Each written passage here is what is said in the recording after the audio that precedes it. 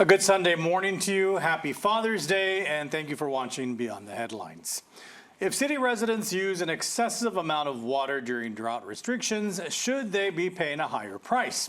And will that send a message to the public? Surcharges are hoping to be the answer to not only those questions, but to the city's water woes as well. During last Monday's city council meeting, the topic eventually led to the introduction of ordinance that, if passed, could establish a threshold limiting the amount of water residential and commercial units could use during Stage 3 and Stage 4 of the Water Conservation Plan. Under Stage 3, residential consumers could expect to see a $10 surcharge per 1,000 gallons after exceeding 20,000 gallons per month. In Stage 4, the surcharge would be $10 per 1,000 gallons exceeding 15,000 gallons.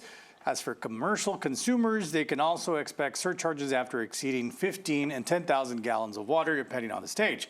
District 6 Council Member Dr. Tyler King sees the surcharges as a way to help the enforcement of the Water Conservation Plan. The whole point of this is we're wanting to make people have a little bit of a behavior change. So if it's $10, 1,000 gallons over 20, and most people are hitting 15, that's not going to change anyone's behavior. Council members also passed a motion granting the mayor of Laredo power to declare the beginning of a stage in the Water Conservation Plan, with the caveat that he be advised by the Utilities Department and City Manager. And that's our first discussion this morning. But first, let me introduce our panel. We have KGNS political contributor Sergio Mora. We have KGNS news anchor, investigative journalist, and podcast journalist as well, Mindy Gasso. And we have KGNS general manager Luis Villarreal. Luis, happy Father's Day to you and welcome to the panel. Am I the only father on the panel? Happy Father's Day to Happy Father's Day to me. Yeah, thanks for caring. Appreciate that. So we're talking about water. In this case, not about necessarily a need for water, but a water conservation plan and charging people for using too much water, et cetera, et cetera. Is this enough to make a difference is the question. Well, the problem is, I think whatever we can do to listen, we've talked about this last week, and this has been, I guess, disseminated as best as the city can. But there's still a lot of people that are not abiding by the stage requirements and the limited watering and all these things. There are people that continue to water their lawns because they feel like it's somebody else's, okay, somebody else will do it. I don't have to do it, right? Yeah. And so, while my emotions are mixed as to the city's responsibility for this, I think that if the city is putting forth a stage plan and there are certain restrictions that come with it, if they're not being enforced, I mean, how many, have we issued any tickets? Has anybody been and that was fined? one thing. That's one thing that they mentioned at City Council. They only have 3 enforcement officers for the entire city. Boo-ha-ha. So I mean, okay, we'll get some more. I mean, there are plenty of people standing around watering holes talking about things. They can send somebody else. Because of that, they just don't have the enforcement officers to go and be checking everybody's lawn. So this was a way for folks to regulate how much water they use. If they can't enforce it because they don't have the employees to go out and enforce, that they're hoping that people will see their bill and see the extra charges on there because they went over the 15,000 or whatever the threshold is. Does it matter the size of the home? The number of people that live in it? It does not. They never talked about that as far as I could hear. I think there are different sizes. If you use this much, and that's a really good point. If you use this much, then anything over that, and then you're going to be charged. Yeah, but there are too many things that go with it. I mean, that's just a blanket statement. I mean, in the commercial side, I mean, does it matter that you're a warehouse with 1 bathroom or a hotel with, I mean, I'm exaggerating, the one conversation that they did have in City Council was that Alberto Torres, wants them to come up with a different ordinance for apartment owners, landlords, because, you've got a unit that has 60 apartments or 10 apartments, and how is that? It's not a one-size-fits-all. Right, exactly. But I think the enforcement of the restrictions should be done better. And I think there should be more responsibility from the citizens, and saying, okay, this is what I mean, if your yard's going to turn brown, I'm sorry. It happens. The thing is it realistic to expect for people to self-police themselves? It's not. It's probably not until we really reach like desperate levels. But at the same time, I mean, are people encouraged to like narc on their neighbors if they see them watering their lawn? Is there technology that could be used? Well, they talked about the seeding. They talked about the seeding during city council. Well, no, about the cloud seeding to try to come up with more rain. You're talking about, you were talking about technology. I meant like for more water. So you don't know how many times I've been tempted to take pictures of some of my neighbors. Oh, I could see you. Who do I send it to? Do it on social media like everybody else does. I'm Everybody not going to complains do on social that. No, media. I don't want to embarrass Actually them. call, somebody on their neighbor? Probably not. They're just Why going to not? post it on social media. That's what everybody does. Well, yeah, but no. Well, but the thing is, like, it isn't like with the technology that we have nowadays, and we're gonna see some cool one for my one thing. But like, isn't there something like, okay, man, you only get X amount of gallons, you're at the limit, you get turned off. You know what I mean, or something? Well, like, You can't turn off water from Well, someone. the other thing is that they never talked about how, at least I didn't hear, what about for folks who have their irrigation on a separate meter from their house? doesn't matter. The You know, water's still it's coming. combined then because, it's a certain threshold The only thing of that gallons. separate meter does, you don't pay the sewage and fees from your regular meter. That the water's still coming from So the then same place. well, if you have two bills, then you have to add the gallons I from would- both bills I and would see think if so. if they make that threshold. Yeah, I would That's think so. just, there's a lot of neighborhoods that build homes and they separate the meters to save money on the Sure. surcharges and things. But Agreed. the other thing that they talked about that was interesting was that other cities that fall along the Rio Grande are not on stage 3. It seems as if we are just, maybe the only one that has reached this level. So they talked at length about why are we going to the lengths of conserving, and there's other cities like Eagle Pass that are not. Well, Is that fair? and that goes exactly to what I was just talking about. It's always somebody else's responsibility. Well, and, yeah, what? You're saying you can't turn off somebody's water, but we're gonna get, like, if we don't do anything about anything serious, we're gonna get to the point where there's going to be times where like nobody gets water. Well, no, I understand that. for X amount of hours a day. I'm with you. All I'm saying is the thought out there, if I understood you correctly, is why are we going out of our way to try and do something when Eagle Pass is not? Yeah, no, it has to be. If they're upstream from us, they obviously have to Right, be and doing so the same does it thing. really matter how much we do if Eagle Pass is over there watering their daisies every day? I mean, I don't know, or their hemp farms. Well, as long as not there yet. as long as it's not performative in terms of like, okay, the city does legislation, what's called an unfunded mandate. Like, okay, we're gonna make sure nobody consumes water, but there's no money for it to actually be enforced, and nothing is being done. Yeah, well, we just need a secondary water source, and we need some rain because our grass is going to turn brown because of water conservation, and nobody's going to be paying for our grass. So. I wonder if there's a way for Should go zero them- landscape. Well, and that's another thing Xeriscape. that was talked about at City Council. They passed a motion or talked about how they're going to allow neighborhoods to go zero landscaping and override any HOA regulations that say you can't. So different, and I'm sorry to interrupt you, Ruben, but different situation. But I lived in El Paso for a few years, and Xeriscape is it over there, yeah. starting with the local government. Uh-huh. And so all of the parks are Xeriscape. I mean, and there's very little grass. There's a lot of rock and there's a lot of things, but even the city and the county over there have started many, many, many years ago, because there's a severe water problem as well over there. But again, we got to make some hard choices and hard decisions, and it starts at the top, like with everything else. Well, I mean, we have to get into the mindset that this is the new normal, like in terms of like new house designs, like do the Xeriscaping instead Right. of front lawns and back lawns, and the choices that we make now are going to probably be permanent in terms of we're not going back to what we know of like long showers and watering the lawn every day and things of that nature. That's just gone. The only thing I was going to ask is, does the utilities department see the difference when they go into these stages? Like, can they say, oh, here's where we went into stage 2, we can see that the water is increased? That's a Do they great have a way of question. monitoring that? That's a great question. Can you Yeah. actually, See the difference? can you see the, oh, wow, I can see how they stop. Well, Not in my neighborhood. they talked a little bit about that, as a matter of fact, and they talked about how when, in fact, it was Arturo Garcia who said that because people aren't irrigating as much their lawns because they were conserving, as we were told to do, now they're having to flush the pipes out a little bit more, and that's now taking up more water because they're having to flush out these gallons. So that was a whole conversation in itself. So I don't know. Okay, when we come back, if you didn't know, Texas has a booming hemp industry. If you didn't know, Texas has a booming hemp industry, period. But some lawmakers are worried that certain loopholes have been taken advantage of. We'll talk about the future of psychoactive products in Texas after the break.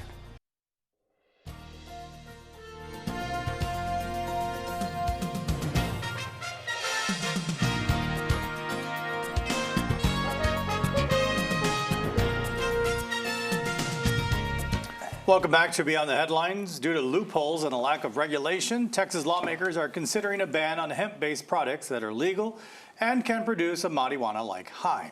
At a recent Texas Senate committee meeting, a public hearing was held to discuss hemp-derived products like Delta 8 and Delta 9.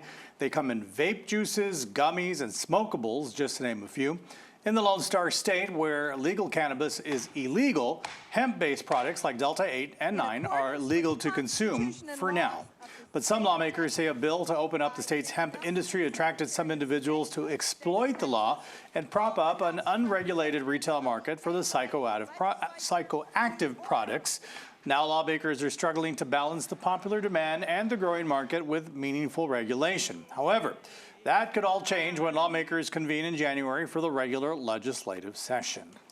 And that's where we continue our discussion on this Sunday. And I'm going to start with Sergio because he has some knowledge on this. Oh, Not for the reasons people think. Just Well, hemp became legalized at the federal level and at the state level, and it became a big industry, obviously. But they tinkered with the chemical compounds of hemp somewhere along the way, and then they discovered that they could make products that hemp is related to the cannabis flower. They're almost the same thing, but they have different chemical structures. They found that if they tweak the chemical structures of the hemp plant, they can make products that get you high just like regular marijuana does. So that exploded in Texas, a state where regular marijuana is not legal, and this thing became just like if marijuana was illegal, except it's not the same plant. So now this industry is humongous in that every big city has dozens or hundreds of stores that sell these products. They're in all the gas stations.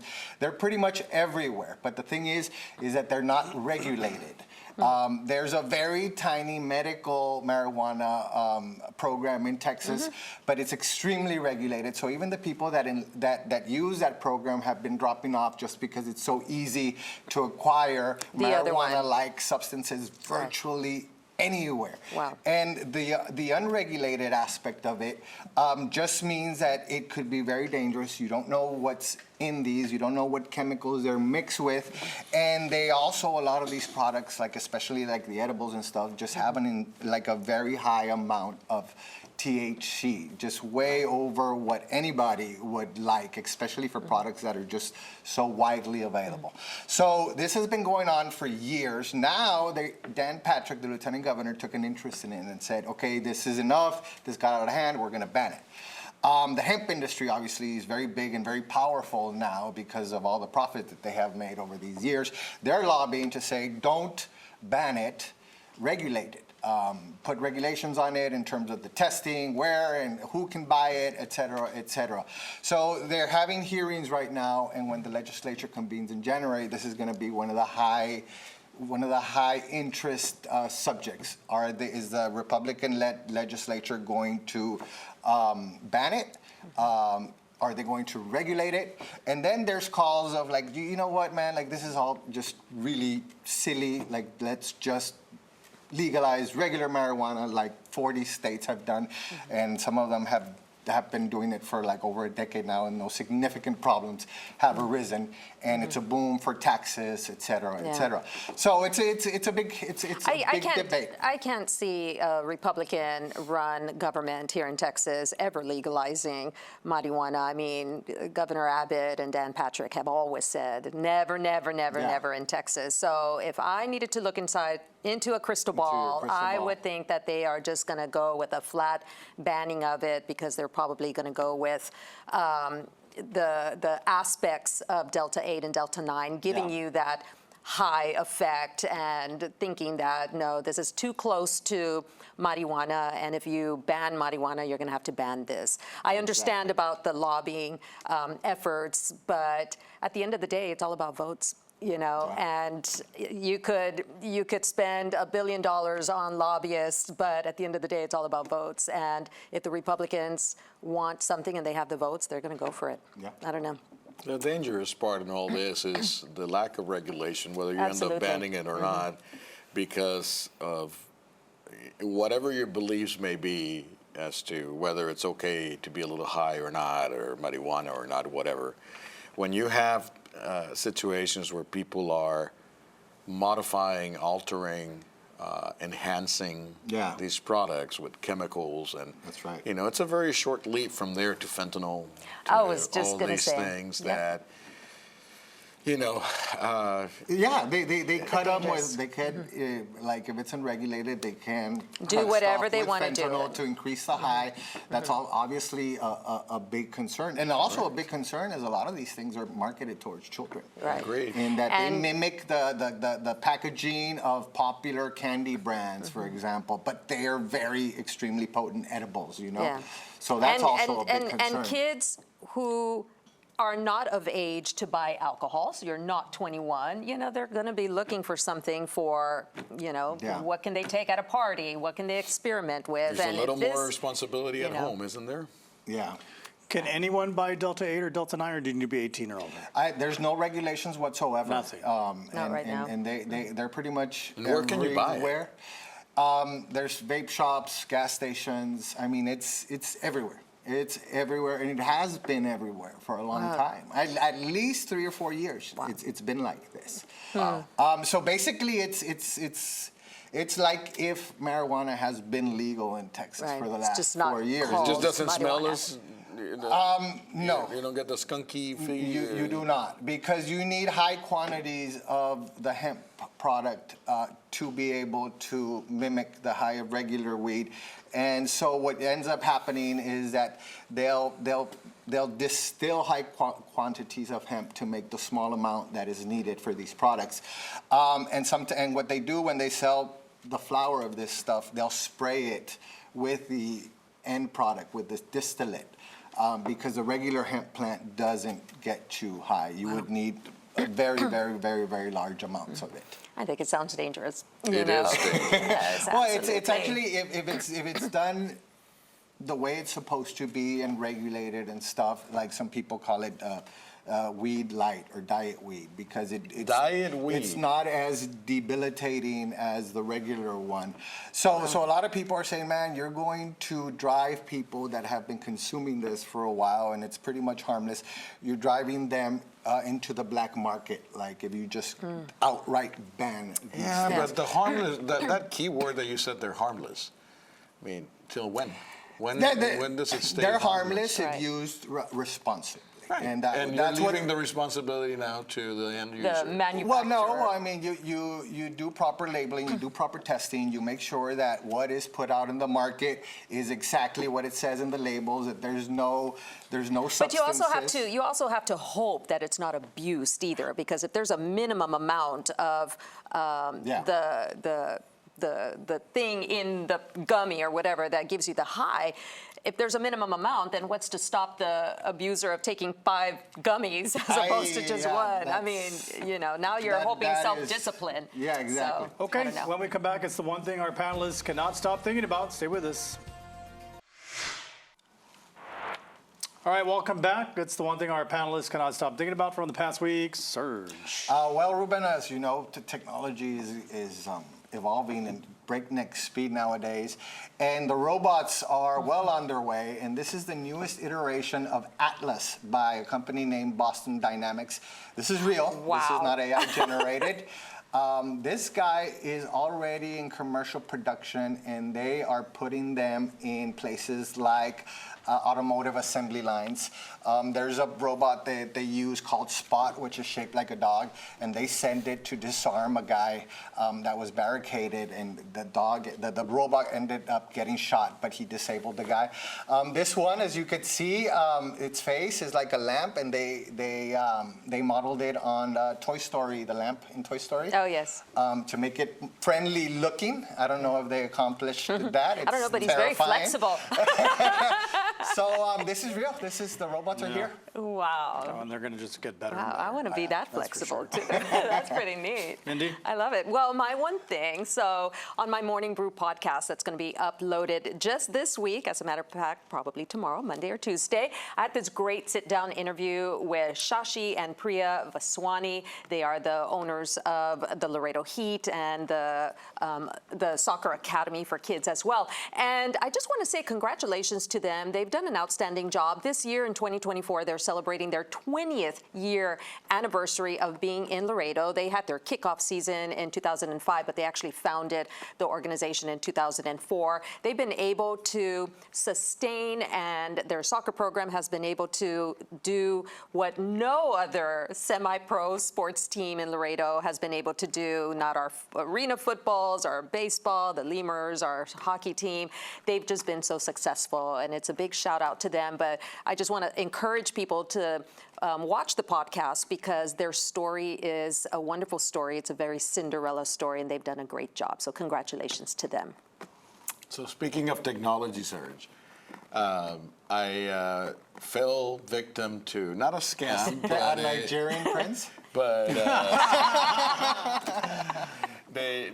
my son told me about this product that is being used to do headshots, and so you submit a couple of heads, and you get Very all nice. of these things are AI generated. Really? So you Yes. didn't sit for these No. headshots? These are all AI. This photo shoot. Look at I this like one. the- Look at this one.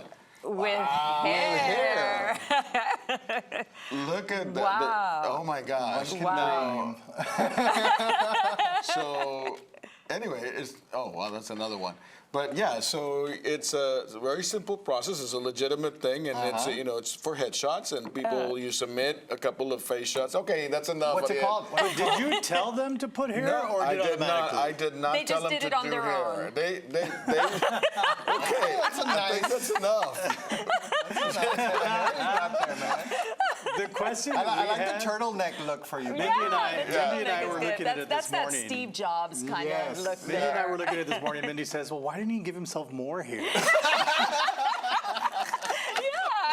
if you're gonna go with hair, I let's mean, go big or go home, you know, like an afro or something. I mean, well, you kind of stole my one thing, because that's what I was going to use. How? I was going to grab the pictures from your, He was gonna your make social fun of media. you. I was Oh, gonna make and fun you're of you gonna do the- because oh, I you're gonna owe make you. fun of me. I owe you for the last photo, so I had to scramble for something. You know, people wonder why they call you the monkey, Oh, my and then gosh. and then you do this. You know,